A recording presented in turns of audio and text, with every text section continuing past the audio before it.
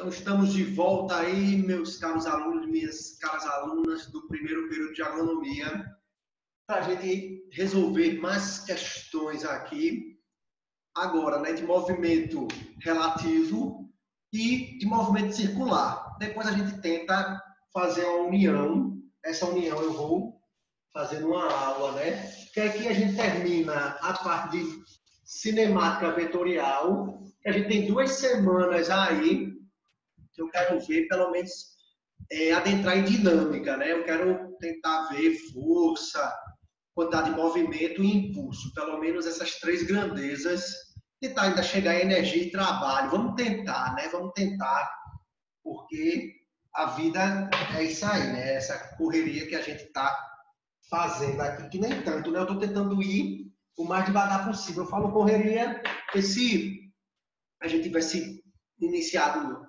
nós tivéssemos iniciado juntos, né? O semestre não estaria tão assim, dessa maneira. Então, vamos logo para olhar, né? Acho que é essa daqui. Vai, eu queria mostrar aqui. Então, o que é que acontece? Vamos lá, questão 1. Um vagão está animado de velocidade cujo módulo é V, relativa ao solo, né? Relativa ao solo. Um passageiro situado no interior do vagão move-se com a mesma velocidade em módulo com relação ao vagão. Beleza, né? Então, a velocidade própria dele, né? Porque ele está ali dentro do vagão, ele não sente como o vagão esteja em movimento, né? Podemos afirmar que o módulo da velocidade do passageiro relativa ao solo é. Então, vamos tentar entender essa questão primeira aqui no quadro. Ó. Questão primeira. Então, o que é que eu vou ter aqui? Ó? Vamos botar o vagão assim, para vocês entenderem, né? Botei ele aberto. Então, o vagão se move, exemplo, para a direita aqui, o módulo V, de velocidade V. Aí tem um caboclo que estava sentado, você se levanta lá.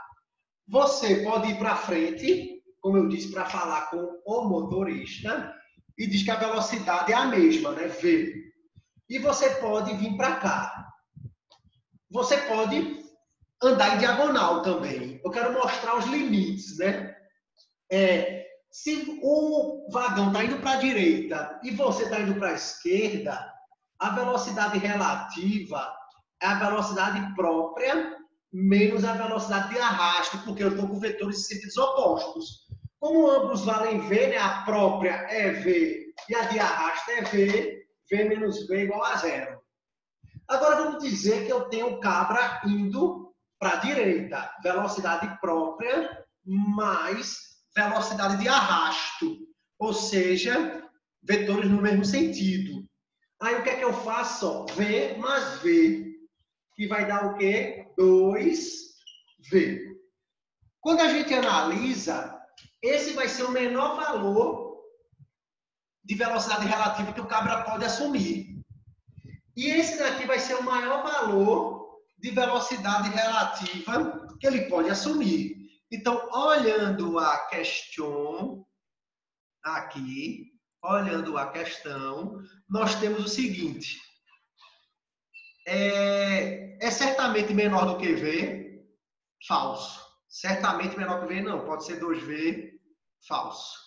Falso. Certamente é igual a V? Falso. Certamente maior que V? Falso. Um valor qualquer dentro do intervalo fechado entre 0 e V, essa é a resposta, verdadeiro. O menor valor que ele assume é 0, o maior valor que ele assume é 2V. Então, essa é a resposta. Como já está aqui a questão 2, vamos ler lá aqui, né? A lei do movimento de uma partícula, relativamente ao referencial cartesiano, é dada pelas equações. No eixo X eu tenho essa equação, vou anotar aqui já no quadro. No eixo X eu tenho essa equação. No eixo X eu tenho essa equação. X igual a 2t ao quadrado. X é igual a 2t ao quadrado. E no eixo Y, eu tenho a equação 1t ao quadrado mais 1. E unidade do SI. Determina a trajetória da partícula. Aí muita gente vai pensar, né? a gente está vendo em cálculo, né, funções polinomiais do segundo grau. Mas, isso aqui é uma parábola ou uma parábola? Eu vou ter duas parábolas. Na verdade, jogadores e jogadoras, né? Vou botar aqui eixo X e Y para vocês entenderem. Ó. Isso daqui é a função horária da posição. Vou botar aqui função horária da posição, função horária da posição. Minha função horária vai me dizer, na verdade, qual tipo de movimento eu estou. Se é movimento retilíneo uniforme, se é movimento retilíneo uniformemente variado. No caso aqui, como a função é do segundo grau, eu tenho um movimento retilíneo uniformemente variado. Meu corpo vai para a direita, aqui, com uma certa velocidade, né? Se até eu pegar aqui, né? A gente vai ver que a velocidade é a derivada de x em função do tempo. Minha equação da velocidade vai ser 4t em x. E minha equação da velocidade em y vai ser, no caso, 2t. De todo jeito, eu vou ter acelerações, né? Mas, de toda maneira, meu corpo está indo para a direita com essa equação e meu corpo está indo para cima com essa equação. Equação x, equação y. Logo, qual vai ser a trajetória do caboclo? Ó? Eu faço o quê? A resultante. Aqui eu vou ter um vetor resultante. Esse vetor ele é de que tipo? Ele é uma reta. Ele vai me dar uma reta. Ele vai subir como uma reta aqui. Logo, a trajetória desse meu corpo aí é uma reta. É uma reta. Beleza? Resposta à letra E. Resposta à letra E. Mesma coisa aqui, se a gente for pensar essa 3. Um pouquinho diferente, né? Ele faz algumas relações aqui. Ele fala em densidade. Densidade eu não vi com vocês, né? Vou pular essa questão. A 4 eu fiz na aula anterior, vamos para 5, né?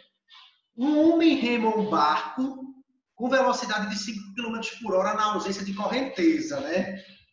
Então, o homem rema um barco com a velocidade de 5 km por hora na ausência de correnteza. Então, o que é que eu tenho aqui, né? Eu vou fazer o desenho enquanto eu estou falando, né? Eu tenho o rio, aí eu vou ter o barco aqui, e a velocidade do barco na ausência de correnteza é de 5 km por hora. Ou seja, a velocidade própria dele, né? A velocidade dele em relação à margem, né? Na ausência de correnteza. Beleza. Quanto tempo ele gasta para remar 3 km rio abaixo e voltar ao ponto de partida num dia que a velocidade da correnteza é de 1 km por hora, né? A velocidade da correnteza aqui é de 1 km por hora. Ele está dizendo que vai e volta, né? Rio abaixo e voltar ao ponto de partida, né? Então, vamos dizer, ele sai aqui do ponto A, ele vai até o ponto B e depois ele volta. Qual tempo ele gasta para poder ir e voltar, né? Eu tenho a velocidade própria dele, aqui é de 5 km por hora. Beleza. Então, vamos lá para cá. Velocidade, vou botar, desce rio, sobe rio, né? Velocidade dele descendo o rio. Ele dá mais alguma coisa na questão? Deixa eu projetar lá aqui para mim. Não, ele só pede... o rio é de 3 km, beleza.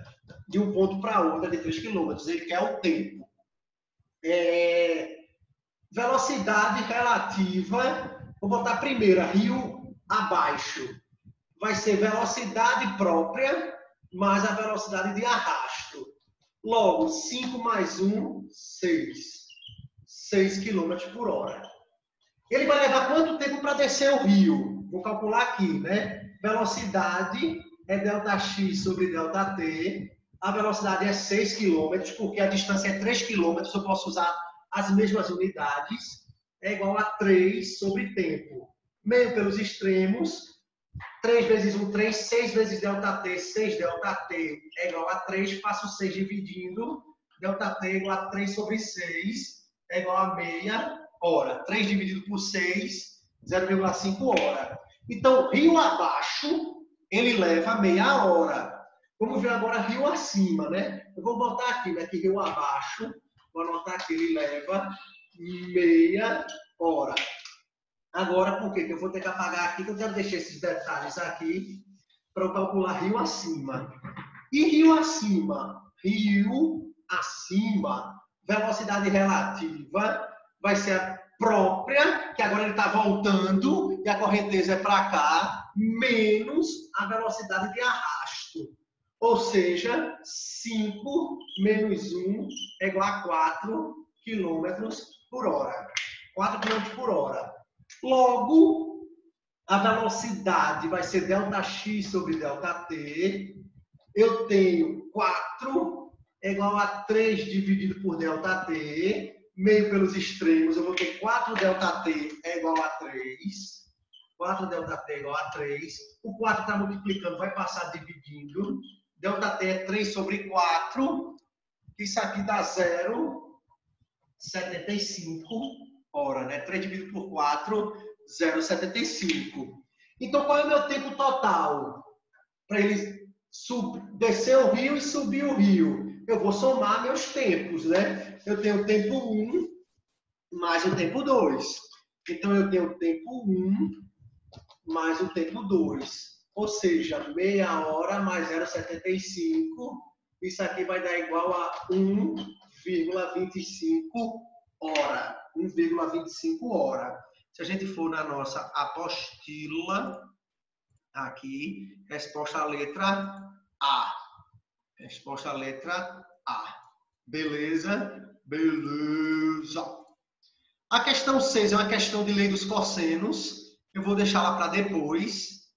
Vou falar da questão 7. Aí depois eu volto a lista aqui para a gente tratar movimento circular. Porque a partir da 8 é a mistura. Movimento relativo com movimento circular.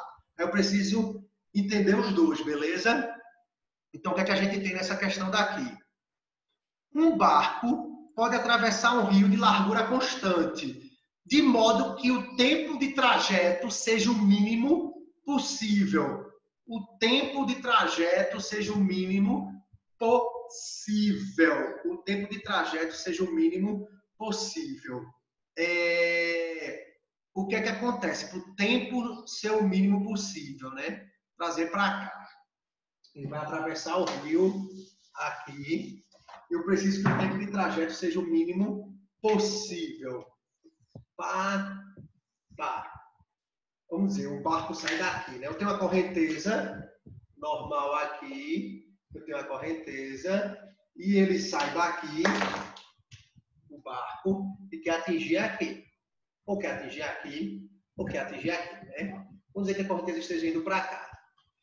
Se eu tenho essa distância L daqui, só para a gente analisar, botar pontos A, B e C. Eu tenho essa distância X aqui, aí se eu quiser determinar essa distância daqui, é raiz de X ao quadrado mais L ao quadrado, né? Só para a gente entender. Eu quero o tempo mínimo possível, né? Eu quero o tempo mínimo. Então, eu tenho que pensar na velocidade própria do barco, né? Eu tenho que pensar na velocidade própria. Velocidade própria. Eu sei que eu tenho a relativa, que ela é a própria, mais a de arrasto. Vetorialmente. A própria, aqui na verdade, ela é uma relativa de todo jeito. Só que é sua em relação a quem está te arrastando, né? É sua velocidade, sua ou do objeto, né? Sua velocidade em relação a quem te arrasta. Em relação a quem te arrasta. Em relação a quem te arrasta. O tempo mínimo possível aqui, nesse caso, é quando eu consigo, por meu barco, com a velocidade própria, perpendicular à margem. Ou seja, por quê? Porque vai me jogar para cá. Eu tenho o arrasto me jogando para a direita, logo a minha relativa vai ser para cá, né? A minha relativa vai ser para cá. Minha própria para cá, minha relativa vai ser para cá. Quando a relativa, eu consigo fazer isso, aqui, né? Velocidade de arrasto com velocidade própria para cá, é uma questão física que a gente ainda não tem muito conhecimento, e com derivada a gente vai chegar a esse resultado mais exato. Dá para mostrar para vocês que é quando a velocidade própria ela é perpendicular à margem. Eu consigo ter o tempo mínimo. Que é a resposta à letra D. O barco deve ser disposto de modo que sua velocidade própria, que é a velocidade relativa às águas, seja perpendicular à correnteza. Então, aqui a resposta é letra D. Então, tá tranquilo aí, né? Tá favorável, todo mundo entendendo que a gente vai puxar agora movimento circular, beleza? Agora com as questões de movimento circular, né? Vamos lá para a nossa lista de exercícios aqui. Nós temos lá em cima, aqui, vamos começar com a questão 4. Tem a 3 aqui, né? Beleza, vamos para a 3. Considere uma partícula descrevendo a trajetória circular. O vetor posição associado ao movimento da partícula será o quê, né? Então, vamos trazer para cá para a gente entender a questão do movimento circular. Ok? Você já sabe aqui o que é que eu tenho? Movimento circular. O que é que vai acontecer com o vetor posição dele aqui, né? O que é que vai acontecer com o vetor posição? Vamos dizer, o corpo está aqui, tá acontecendo isso aqui com ele. Ele volta para cá. Se eu ponho um eixo X e Y aqui, para fazer uma análise melhor, pode ver que a posição está alterando. Ela está alterando. Aqui eu vou ter o XY coordenado aqui, que é diferente desse daqui, X1, Y1. Só que daqui a pouco o meu X1 se torna igual, mas meu Y1 se torna diferente, né? Então, o que é que acontece? A pergunta é o que é que vai acontecer com o vetor posição. Ele é constante, a letra A pergunta não. Ele muda aqui, né? Ora está aqui, vem para cá, ele sai mudando. Terá módulo necessariamente constante? Também não, né? O vetor posição associado ao movimento da partícula não vai ter módulo constante. E o vetor posição eu vou ter, ora aqui, esse tamanho, ora aqui. Mas aí você vai dizer, pô, mas eu não tenho, não vai ser sempre o raio, o vetor posição, nesse caso. Se eu coloco na origem. Mas sempre, a pergunta é necessariamente constante? Não. Se eu botar diferente, já muda aqui, né? Somente terá módulo constante se a origem do sistema de coordenada for o centro da circunferência, é um caso a se pensar, né? Letra D, somente terá módulo constante se a origem do sistema de coordenadas pertencer a uma reta normal ao plano, passando pelo centro da circunferência descrita. Então, vamos dizer que eu tenho o seguinte na letra D, né? Eu tenho um movimento circular aqui. Aí eu passo o quê? Somente terá módulo constante se a origem do sistema de coordenadas pertencer a uma reta normal ao plano da trajetória. Normal é... Eu tenho o plano da trajetória aqui, né? Normal é 90 graus, é perpendicular. Então, eu vou ter aqui um plano normal, é uma reta normal ao plano da trajetória. Eu tenho uma reta para cá. Saindo aqui do caderno, né? Do plano aqui, e passando pelo centro da origem descrita, né? Então, se eu tenho essa reta normal aqui, ao plano, o que é que vai acontecer? Nesse ponto, a posição vai ser essa. Nesse ponto, a posição vai ser essa. Ele está pensando também em 3D, né? Nesse ponto, a posição vai ser essa, né? Na verdade, se eu ponho X, Y, XYZ para cá. XYZ. Então, na verdade, eu estou pensando aqui. É uma questão um pouco cabeça aqui, na verdade, para pensar. a resposta é a letra D. Mas é, como eu disse, um pouco cabeça aqui para a gente pensar, né? Aqui, né? Será constante? Não. Terá módulo necessariamente constante? Não. Somente terá módulo constante. Aí a pergunta somente terá módulo constante. Se a origem do sistema de coordenadas for o centro da circunferência, não, eu tenho algumas outras situações aqui, né? Somente terá módulo constante se a origem do sistema de coordenadas pertencer a uma reta normal ao plano de trajetória e passando pelo centro da circunferência descrita, essa é a resposta. É um pouco diferente do que a gente já viu. Eu vou procurar alguma figura melhor do que eu desenhei para poder explicar isso aqui para vocês melhor, né? Vamos para a questão 4. Vamos para a questão 4 agora.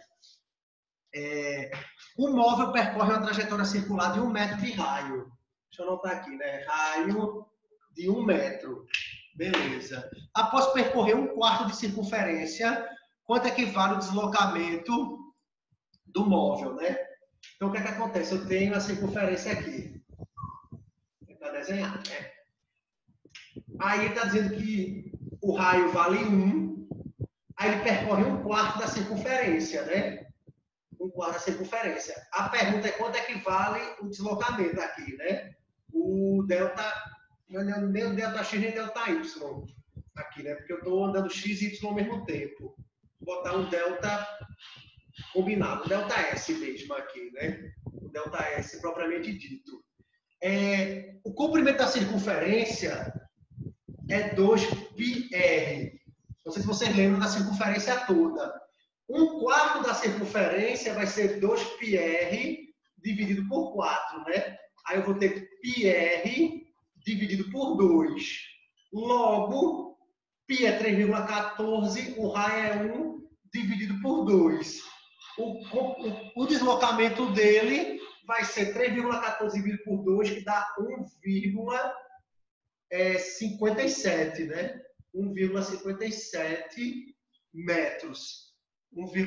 Ele bota 1,41. Na verdade, é para se percorrer 1/4. Ele quer o deslocamento aqui. Aqui, eu estou fazendo a distância percorrida. Então, até é bom para a gente se ligar. Ó. O que eu fiz aqui foi a distância. Vou botar aqui, né? Distância percorrida. Percorrida. E ele quer o deslocamento. O deslocamento, ele saiu daqui para cá. O deslocamento é esse, ó.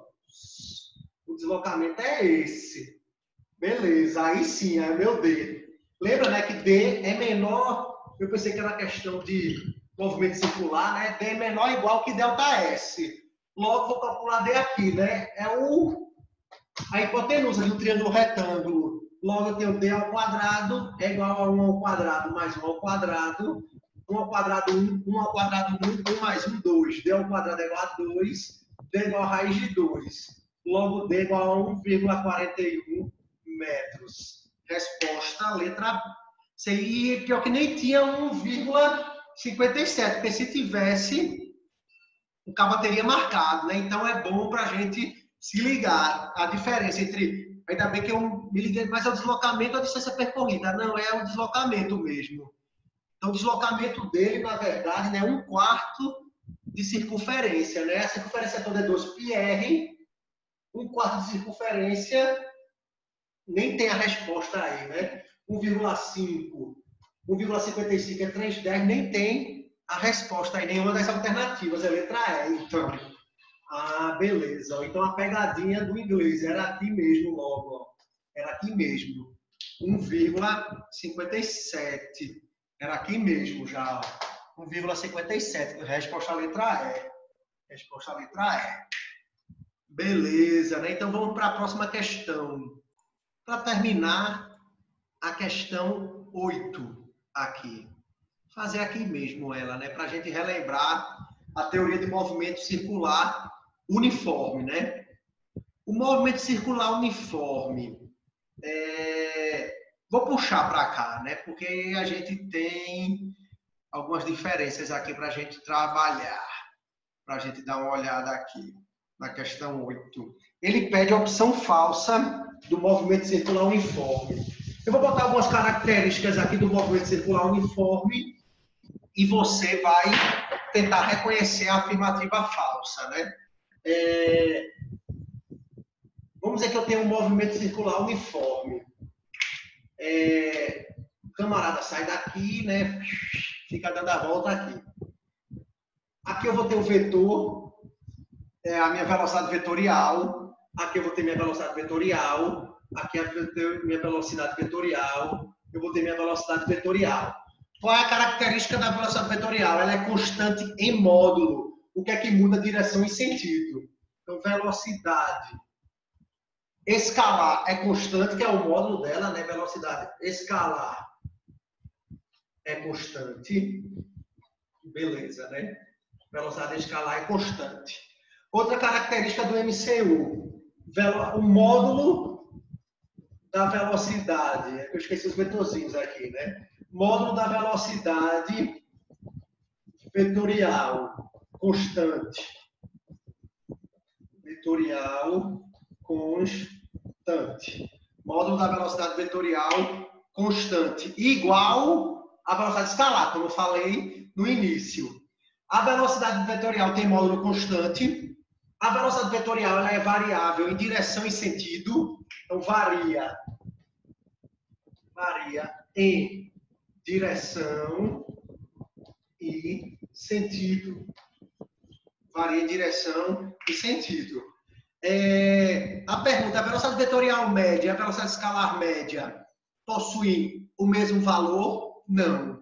Porque a velocidade vetorial média pode ser zero. Se eu saio do ponto A e volto para o ponto A. A velocidade vetorial média é zero. Mas a velocidade escalar, eu vou ter que considerar toda a minha trajetória. Porque a velocidade escalar ela tem a ver com o quê? Com deslocamento. A velocidade vetorial tem a ver...